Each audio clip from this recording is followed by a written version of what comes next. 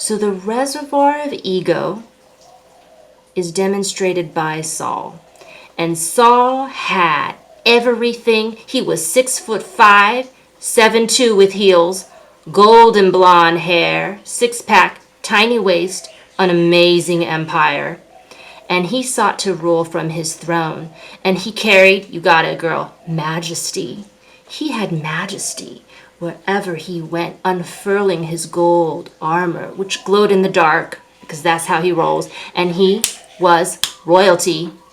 Now the reservoir of soul is demonstrated by Saul's arch nemesis, the much younger and very pissed off righteous David.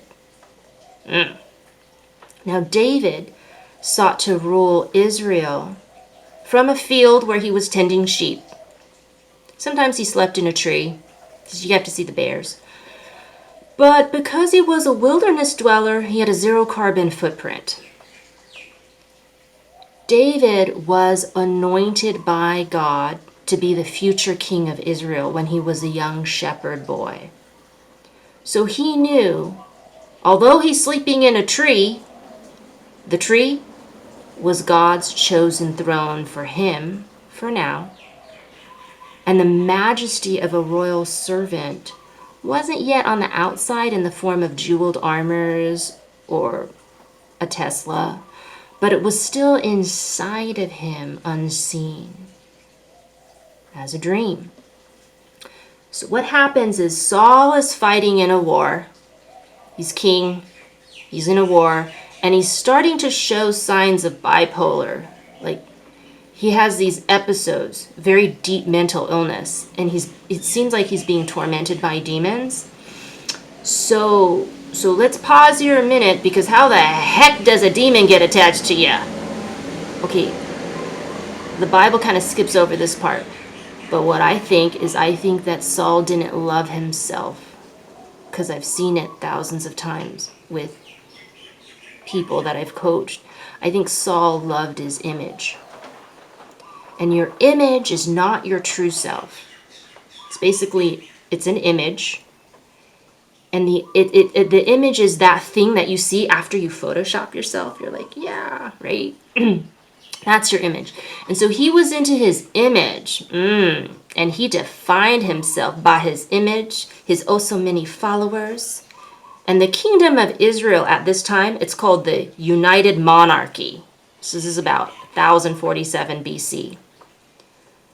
Now, just in contrast, when you truly love someone, including yourself, you love them when they grow older, and you love them when they're fat, you love them when they're pregnant, you love them when they get cancer, you love them when their hair falls out from chemotherapy.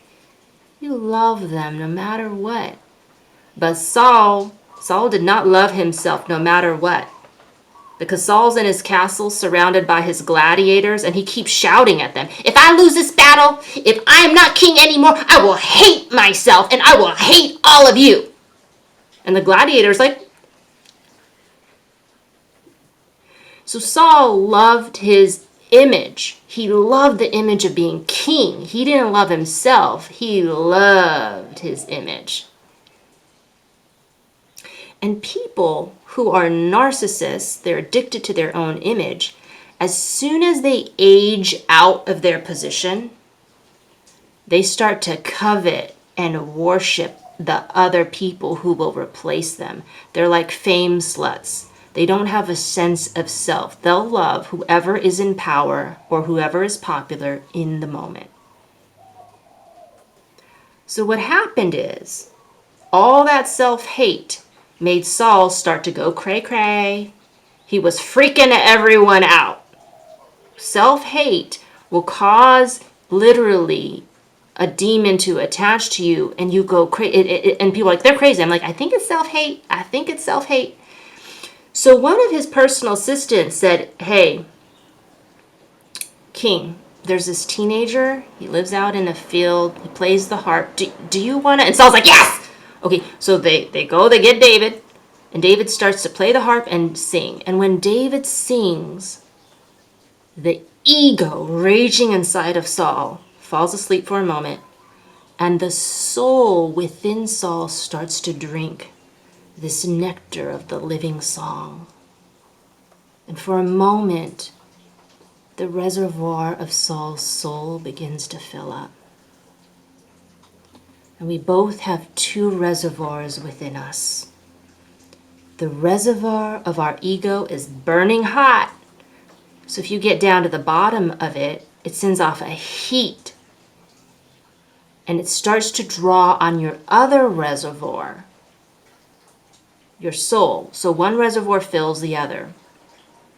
So no matter how much you pour into the reservoir of your soul, it's going to empty itself out to fill the other one, because we have to be balanced.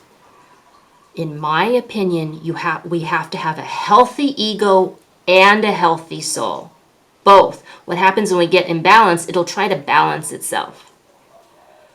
So one begins to feed the other. That's what happened to Saul. So David is filling Saul's reservoir with music, night after night, singing to the cray, cray, cray king. And Saul begins to beg. And he begs David, don't leave me. Please don't leave me. And David's like, okay. So here it is. The people who hate you will never have a reason to hate you. Hate has no reason. You're never going to figure it out, trust me. Hate has no reason. Love has reason. Love has intelligence. But hate has none. So if you're there trying to figure out why someone hates you, give it up. There isn't a reason. There is no reason for someone to hate you. Because it's not about you. It's about their empty reservoir. And the moment David is like, hey, I work for the king of the United Monarchy of Israel. This guy is giving me status. I have a futon to sleep on. This is nice. And before, David was sleeping in a tree. He was a nobody. He was an unknown. And now he has a futon. He's serving the king. And David even loved his boss. He loved Saul. And the moment that David began to serve his boss, before he served himself, the moment he stopped filling his own reservoir of soul, stopped taking time out of his job to pray and meditate. It's hard when a narcissist is like waking you up in the middle of the night, but he didn't take time out to work out or make himself fresh squeezed orange juice. He didn't do that. And the moment he began to love someone else more than he was loving himself or practicing loving himself, Saul turned on him and tried to murder him. That's what happens to you. Why would someone who you faithfully serve and you saved their life so many times, I've been in this position, why would they keep trying to kill you? Because their reservoir is dry, baby. They're empty. They're burning hot. And by the way, you're not floating in a cool, calm lake inside of your own soul reservoir, praying in a garden, picking fruit, making out with your fluffy cat. You're smack dab inside of their burning hot, dry, empty reservoir. And now they're going to eat you alive. You shouldn't have jumped in there. When you stop loving yourself, you put yourself in someone else's reservoir. And the moment their reservoir runs dry, you better run. You're in the wrong place. You should have never even been there. But how did you get there? Stop loving yourself. And you started loving someone else more than you loved who you are, the extension of God, more than you loved the God who lives within you, more than you loved you.